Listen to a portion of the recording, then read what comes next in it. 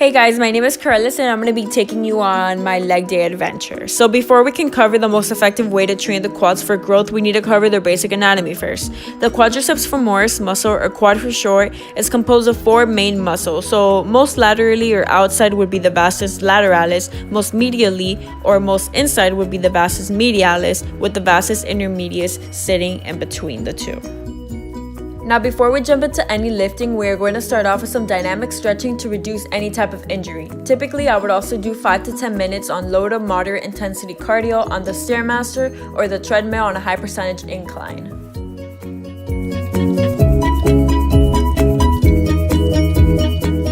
Before I begin to do my working sets, I like to take a full warm-up set of 15 reps with just a bar, just to get my legs warmed up and used to the whole movement.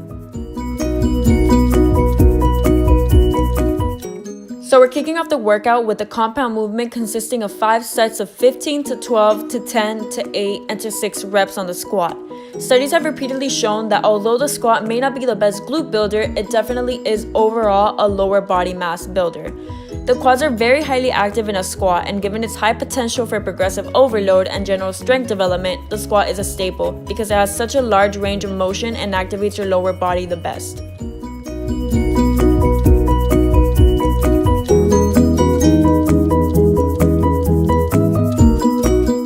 So as far as setup, I like to place the barbell up on my traps, which is referred to as high bar, instead of another popular placement which is known as low bar, where the bar is resting down on your rear delts. I use high bar because I feel like it's most comfortable for me and puts less strain on my back.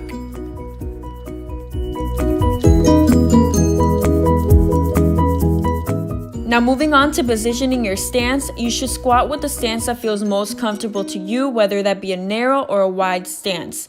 How wide that is will mostly depend on your bone structure and is something that you will pretty much have to experiment to see what works best for you. Research has shown that glute activation is highest with a wider stance, so if building your glutes is your main priority, I will definitely recommend using a wider stance, but for the quads, either will work.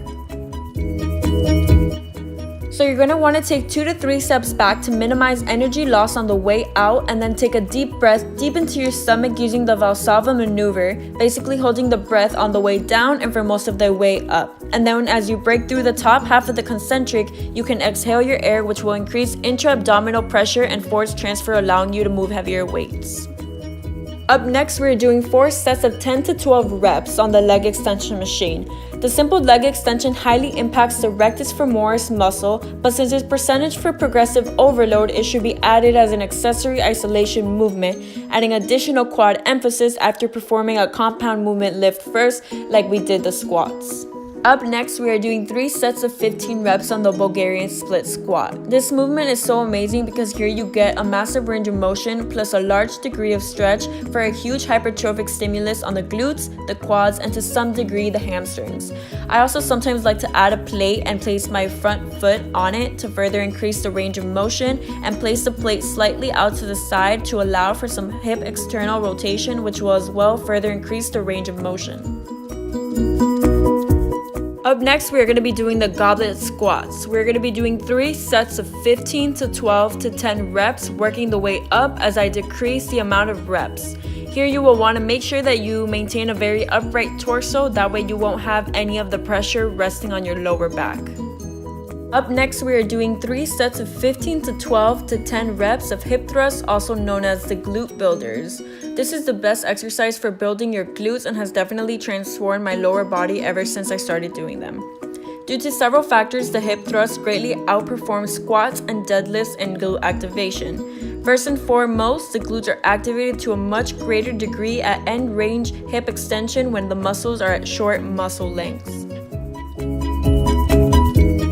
For this exercise, you're going to need any squat bar and a bench to lean your back on. Although there are many different alternatives for this exercise, for example using dumbbells or the leg curl or even the leg extension machine, I find this way most effective for me. Form is very crucial to avoid any back pain injuries, so make sure you keep your chin and ribcage tucked down and are only moving and pushing up from the hips. Your feet should directly be under your knees, so when you fully extend into your lift, your knees make a 90-degree angle with the ground. Your neck, like I said, should always remain neutral. Mind-muscle connection is the most important for this exercise. That way you feel the burn in your glutes rather than in your quads or your hamstrings, because they do train the quads and hamstrings to an extent, but to a much lesser degree. So one tip I like to give everyone is to push the weight from the heels by pointing your toes upward.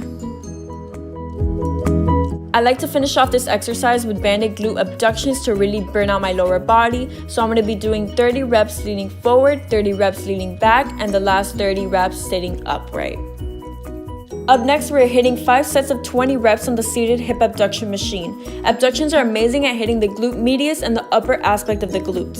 To emphasize the contraction, I like to sit up from the seat instead of keeping my body implanted in the seat because I feel like it targets more of my glutes. Lastly, we're doing 3 sets of 15 to 12 to 10 reps on the enhanced eccentric lying leg curl while also using the drop set technique, which is lowering the weight after a set and continue hitting the reps without a rest.